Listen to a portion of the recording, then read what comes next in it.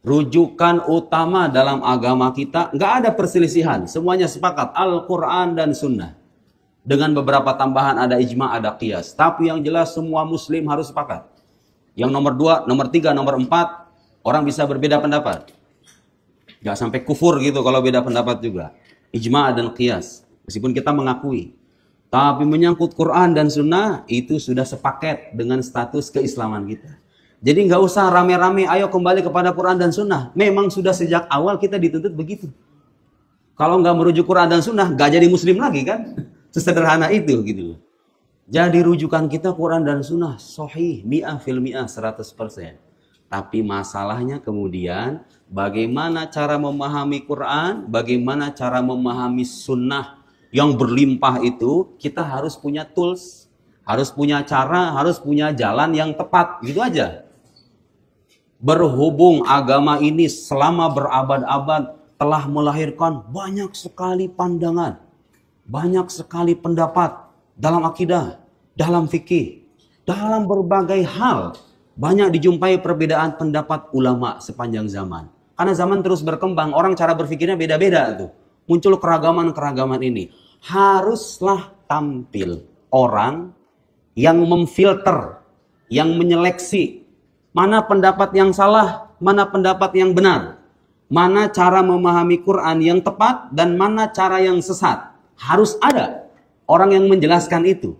Karena Quran dan Sunnah ini, meskipun rujukan utama kita, tapi cara memahaminya itu telah melahirkan banyak pendapat, banyak aliran. Otomatis dong konsekuensinya, kalau kita ingin merujuk pada Quran dan Sunnah dengan cara yang tepat, jalannya harus benar. Kalau kita tidak paham, minta bantuan kepada ahli ilmu. Fas'alu ahla dzikri in kuntum la ta'lamun. Karena berapa banyak dari sebagian kaum muslimin yang mencoba memahami Al-Quran padahal ia tidak paham dan bukan bagiannya. Karena dia bukan ahli ilmu, lalu dia tersesat dan menafsirkan dengan tafsiran-tafsiran yang batil. Masih ingat perkataan Khawarij kepada Ali bin Abi Thalib radhiyallahu ta'ala anhu, Amirul Mu'minin, pemuka ahli bait, inil hukmu illa lillah. Khawarij membawakan ayat Al-Quran, inil hukmu illa lillah. Tidak ada hukum kecuali kepunyaan Allah. Ini kalimat yang hak. Tetapi yang ia maksudkan, yang mereka maksudkan adalah kebatilan. Karena itu Ali bin Abi Thalib mengatakan, kalimatu haqqin urida biha al-batil. Rawahu Muslim. Kalimat yang hak, yang engkau ucapkan kalimat yang hak. Al-Quran ini kalimat yang hak. Tetapi yang engkau kehendaki adalah kebatilan. Jadi yang salah apanya? Pemahamannya. Pemahamannya.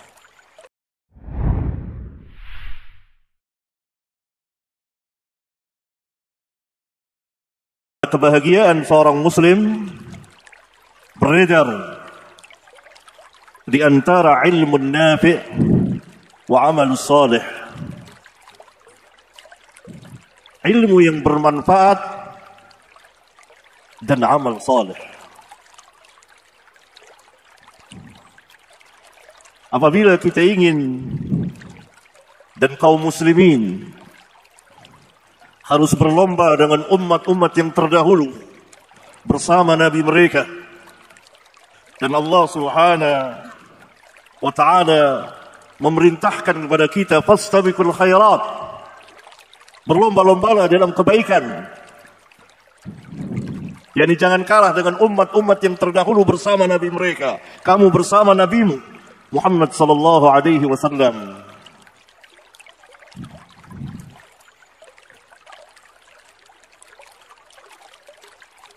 Ilmu nafi, ilmu yang bermanfaat. Apa itu ilmu yang bermanfaat? Ilmu yang beredar dari Alkitab, Al-Quran. Kitab yang al-azim, yang besar dan agung ini. Kitab kepercayaan, kitab yang membenarkan kitab-kitab yang sebelumnya. Kitab yang menjadi syahid, menjadi saksi akan kebenaran risalah Allah, akan kebenaran dakwah para nabi yang sebelumnya, yang sebelum Nabi Muhammad alaihi wassalatu wassalam. Kitab yang menjaga kitab-kitab yang sebelum Al-Quran, seperti kitab Taurat, kitab Injil, Zabur, dan kitab Al-Quran, kitab terakhir yang Allah subhanahu wa ta'ala turunkan kepada hambanya dan rasulnya, yang dibawa oleh nabi yang terakhir dan membawa syariat yang sangat lengkap. Kaum muslimin, apabila mereka ingin mendapat ilmu nafi', maka mereka mengambil agama dari Alkitab, Al-Quran. Tidak boleh keluar dari Al-Quran. Apa kata Allah? Qala Allah, qala Allah, qala Allah. Karena sebagian umat-umat yang dahulu binasa, mereka meninggalkan kitabullah dan mengikuti aqwalur rijal, perkataan-perkataan manusia, walaupun menyalahi kitabullah.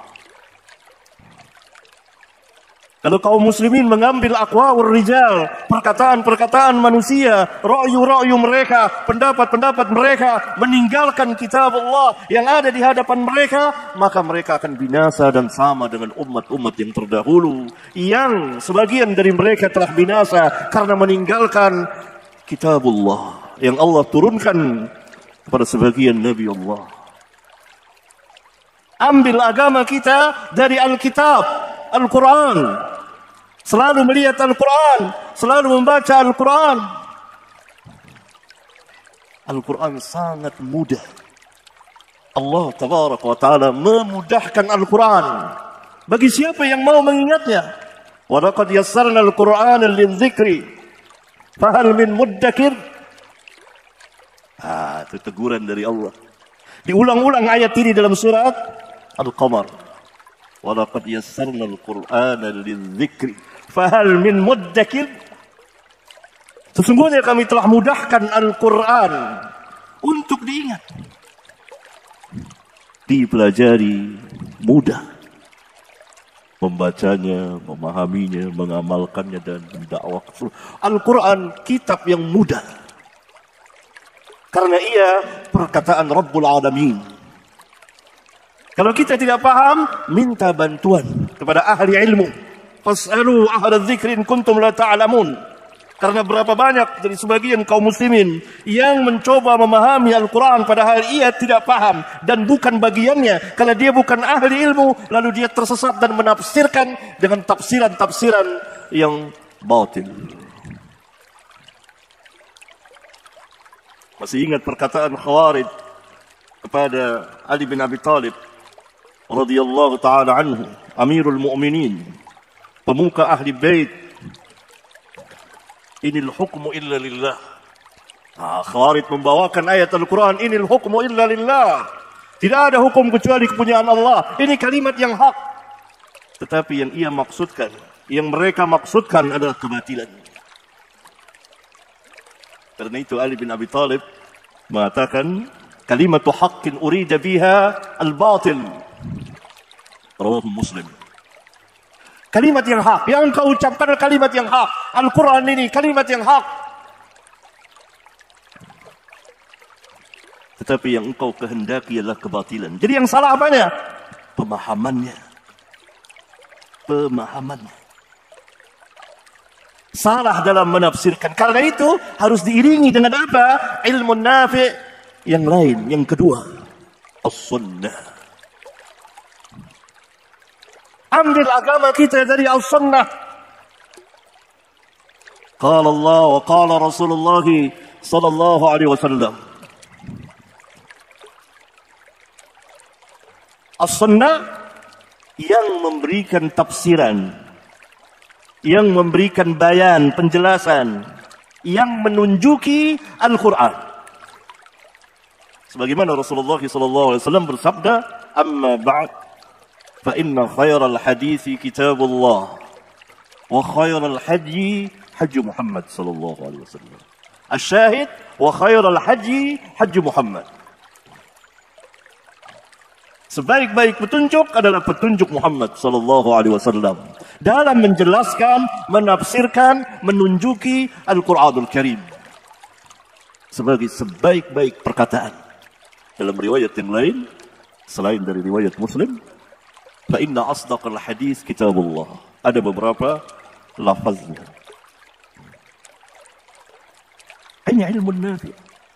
Ilmu nafi yang ketiga adalah perkataan sahabat.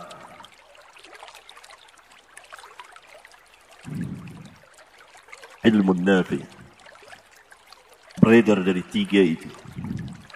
Dari Alkitab, qala Allah, dari As-Sunnah, qala Rasulullah sallallahu alaihi wasallam, dan dari para sahabat.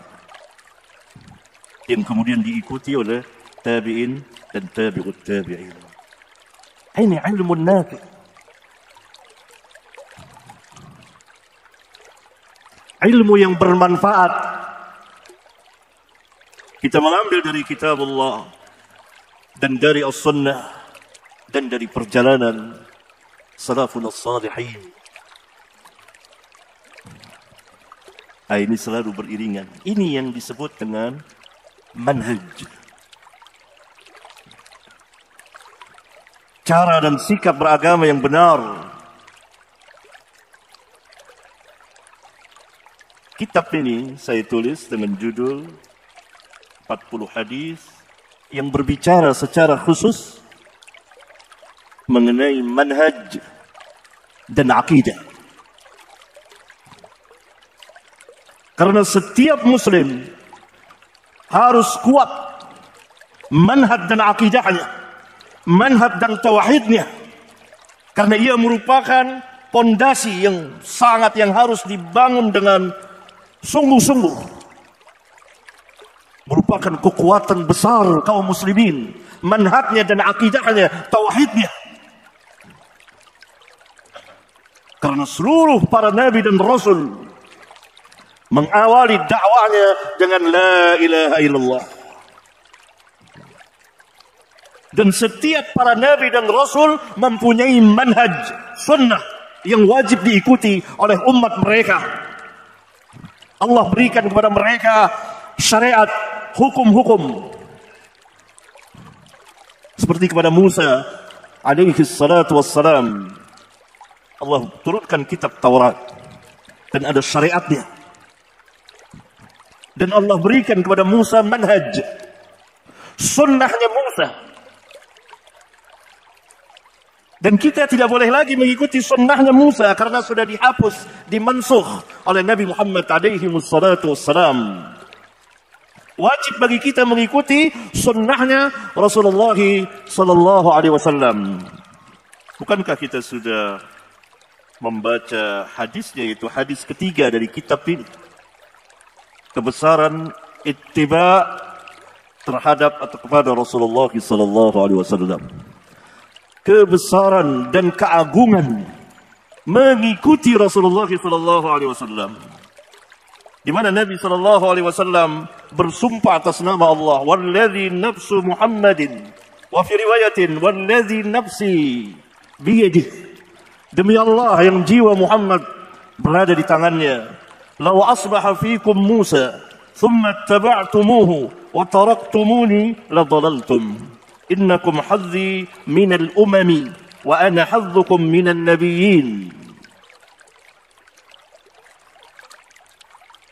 Kalau Musa berada di tengah-tengah kamu, law asbaha fikum, kemudian kamu mengikuti Musa dan kamu meninggalkanku, pasti kamu akan tersesat. Karena kewajiban kita mengikuti sunnah Rasulullah SAW, bukan sunnahnya Musa. Sudah selesai sunnahnya Musa bersama umatnya Bani Israel.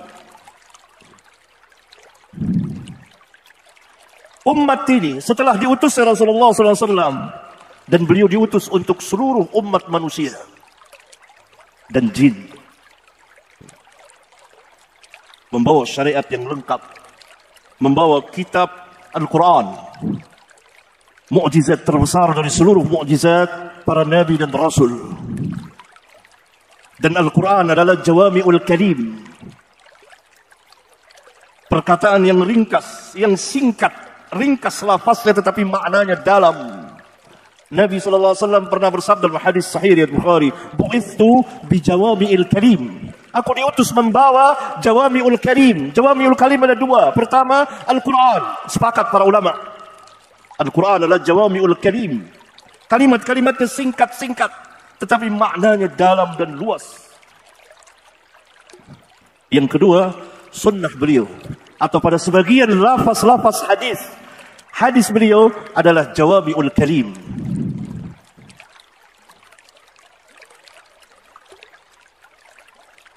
Taurat sudah dimansuh, Sunnah Musa sudah dimansuh, Injil sudah dimansuh, Sunnahnya Isa bin Maryam alaihi salatu wassalam pun dimansuh. Kemudian Allah menurunkan Al-Quran yang membenarkan kitab-kitab yang sebelumnya dari Taurat, Zabur dan Injil. Dan diberikan kepada Rasulullah SAW manhaj. Karena itu beliau mengatakan, innakum hadzi minal umam. Sesungguhnya kamu adalah bagianku dari umat-umat yang dahulu, yang hidup sebelum kamu. Dan aku ini adalah bagian kamu dari para nabi yang hidup sebelumku. yakni kamu adalah umatku dan aku adalah nabi kamu. Maka kamu wajib mengikutiku, bukan mengikuti Musa. Ini Musa, Musa kalimullah, orang yang Allah ajak berbicara. Kalau ada di tengah-tengah kita pada hari ini, kata Nabi SAW, "La asbaha fikum Musa." Kalau ada Musa di tengah-tengah kamu, lalu kamu mengikutinya dan meninggalkan Rasulullah SAW, pasti kamu akan tersesat. Bagaimana kalau yang kita ikuti bukan Musa? Pasti lebih tersesat lagi. Kalau yang kita ikuti manusia selain Rasulullah SAW, kita akan tersesat. Ini salah satu sebab kemunduran kaum muslimin. Karena ia tidak mengedepankan nabinya, rasulnya yang mulia, alaihi salatu wassalam, yang membawa mukjizat terbesar dari seluruh mukjizat para nabi dan rasul.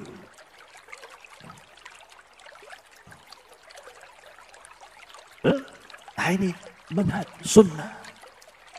Karena itu ambil agama kita dari Alkitab dan dari As-Sunnah dan dari perjalanan para sahabat radhiyallahu anhum. Saya akan bacakan firman Allah tabaraka wa taala. Apa yang tadi saya terangkan merupakan kesimpulan atau sebagian dari ayat yang akan saya bacakan ini. Surat Al-Maidah ayat 48. Allah Azza wa Jalla berfirman, "Wa anzalna ilaikal kitaba bil haqqi." Nah, ini bagian pertama. Dan kami turunkan kepadamu Alkitab dengan benar. La raiba fi, tidak ada keraguan di dalamnya bahwa Alkitab ini min indillah, dari sisi Allah tabaraka wa taala. Allah Subhanahu wa taala berfirman pada ayat 48 setelah sebelumnya pada ayat 44 dan 46 ya, berbicara tentang kitab Taurat dan Injil yang Allah turunkan kepada Musa, Taurat dan Injil kepada Isa alaihi wassalatu wassalam. Kemudian pada ayat 48 Allah Subhanahu wa taala berbicara tentang Al-Quran yang Allah Subhanahu wa taala turunkan kepada Rasulullah sallallahu alaihi wasallam. Wa anzalna ilaikal kitaba bil haqq. Kalimat bil haqq menunjukkan bahwa turunnya dengan kebenaran dan membawa kebenaran yang tidak ada satupun keraguan di dalamnya. Sedikit saya tidak ada. Bahwa Al-Quran benar-benar min indillah. Oleh karena itu Allah Subhanahu wa taala menegur mereka yang lalai dari Al-Quran. untuk memikirkan Al-Quran, memahami Al-Quran. Afala yatadabbarun Al-Quran? Tidakkah mereka mau memikirkan Al-Quran, mentadabburkan Al-Quran? Am ala qulubin aqfaluha? Ataukah hati-hati mereka telah terkunci?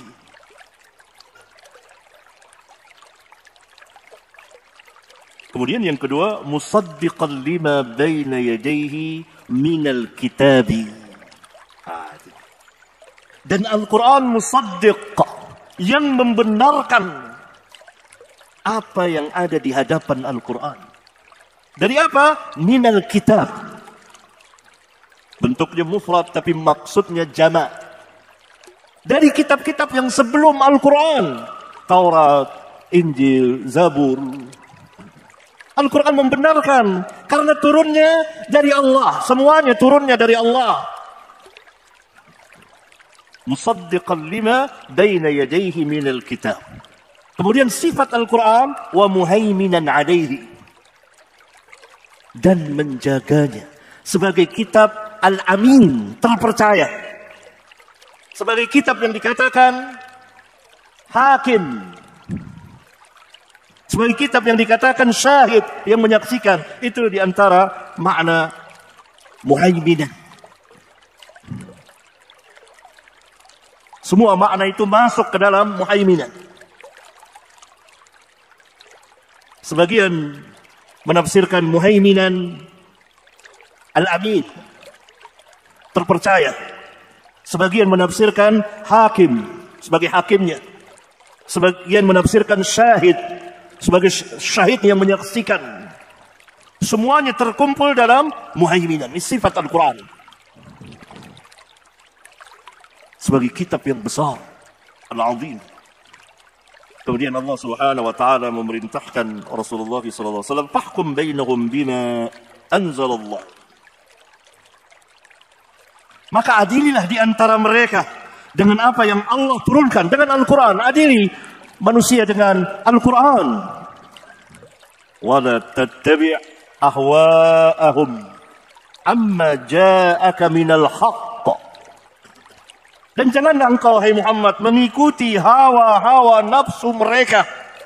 Orang-orang yang Allah telah turunkan kepada mereka Alkitab. Dari umat-umat yang terdahulu. Kemudian mereka meninggalkan kitab mereka. Dan kembali kepada aqwalur rijal, perkataan-perkataan manusia, hawa nafsu manusia, keinginan-keinginan manusia, maksud-maksud manusia, ciptaan-ciptaan manusia. Wala tattabi ahwa'ahum amma ja'aka minal haqq. Apa yang datang kepadamu dari kebenaran, jangan kau menyimpang, jangan kau mengikuti rawi-rawi itu, tapi ikutilah kitabullah yang Allah turunkan kepadamu. Fahkum bainahum bima anzalallah. Nah, apabila kita meninggalkan kitabullah dan kita beragama dengan aqwalur rijal, perkataan-perkataan manusia, ra'yu-ra'yu manusia di dalam beragama, maka kita sama dengan perjalanan orang-orang yang Allah sebutkan ini. Wala tattabi ahwa'ahum amma ja'aka minal haqq. Nah, karena ayat ini berbicara tentang umat-umat yang terdahulu bersama nabi mereka. Dan umat ini bersama nabinya. Kemudian Allah Subhanahu wa taala berfirman, "Likullin ja'alna minkum syir'atan wa minhaja." Bagi masing-masing dari kamu kami jadikan, kami berikan. Kamu di sini adalah khitab, pembicaraan kepada al-anbiya wal mursalin bersama umat-umat mereka, dan Nabi Muhammad alaihi wassalatu wassalam bersama umatnya. Kami jadikan pertama syir'atan, syariat. Setiap nabi mempunyai syariat atau mengikuti syariat nabi yang sebelumnya.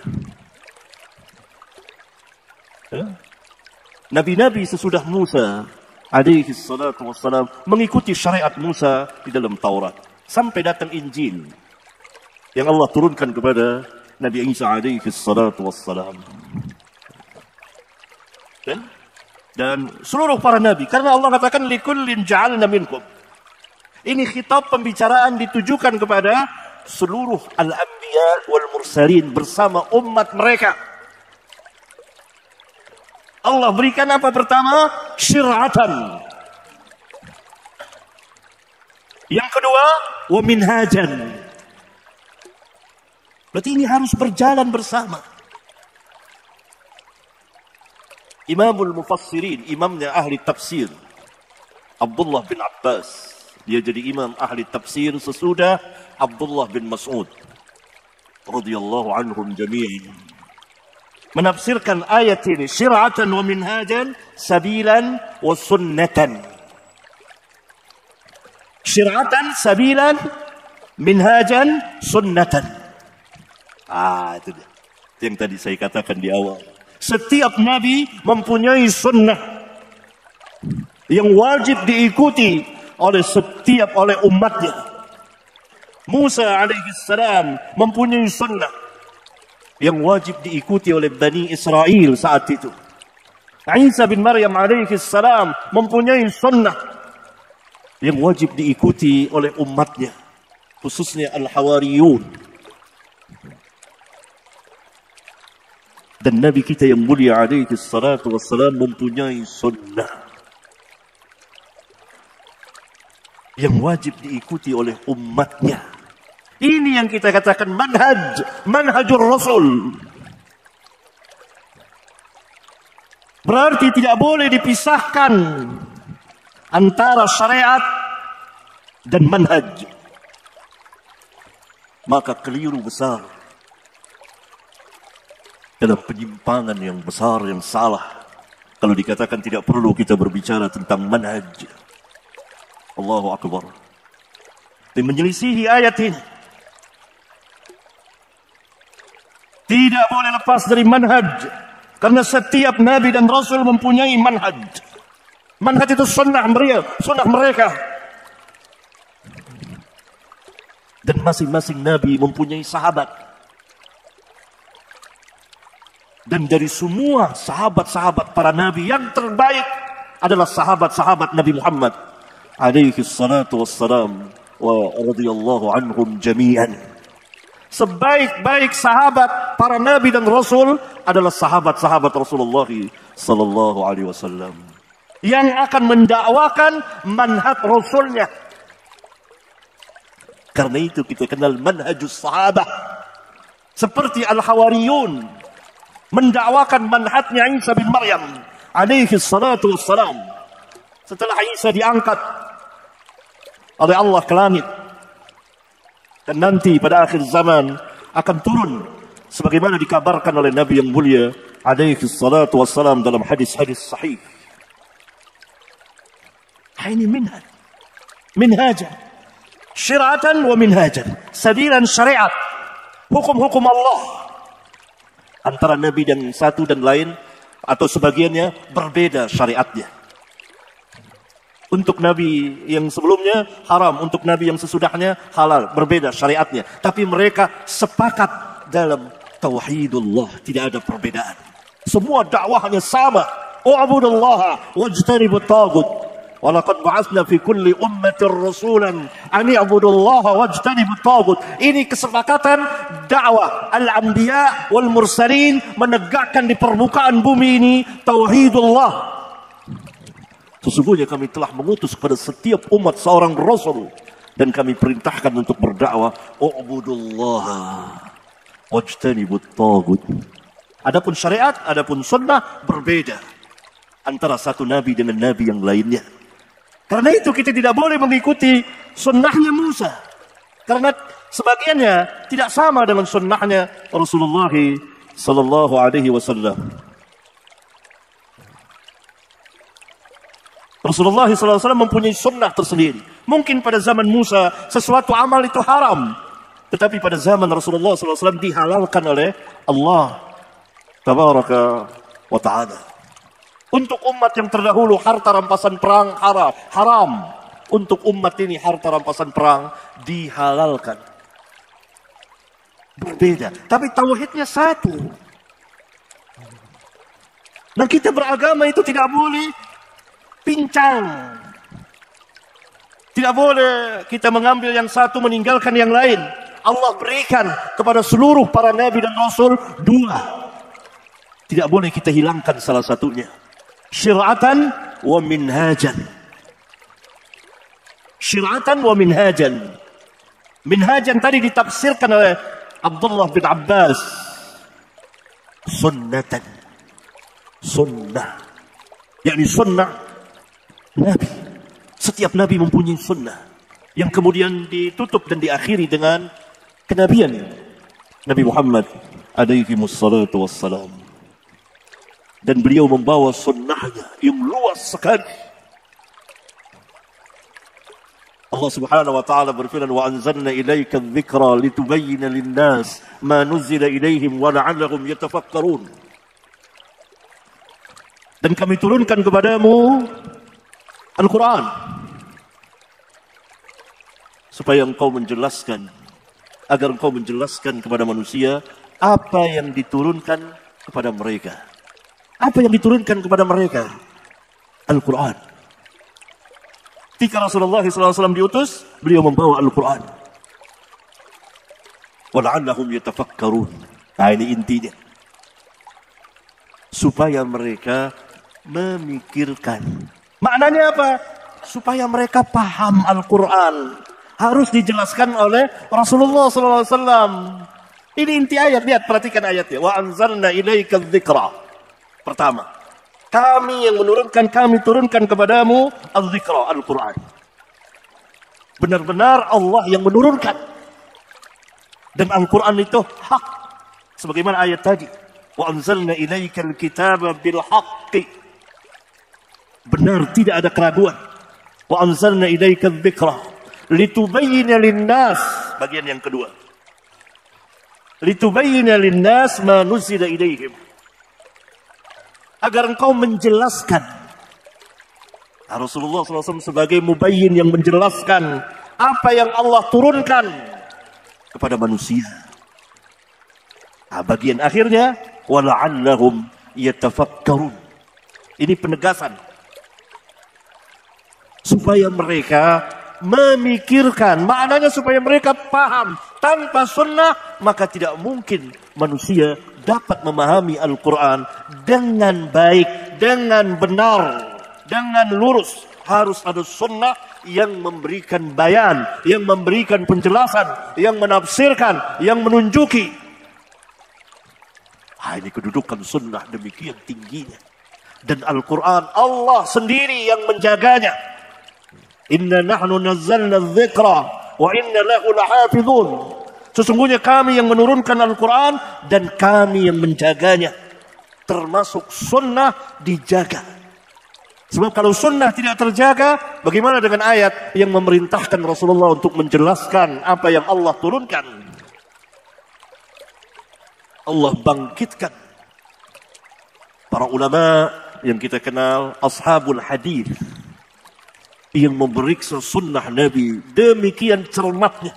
Karena belum ada dalam sejarah perjalanan umat manusia pemeriksaan secara riwayat, sejarah, tarikh yang demikian ketat dan cermatnya selain dari ilmu hadis yang dilakukan dan diamalkan oleh para ulama. Assalamualaikum warahmatullahi wabarakatuh. Sampai jumpa kembali di World Islam Channel.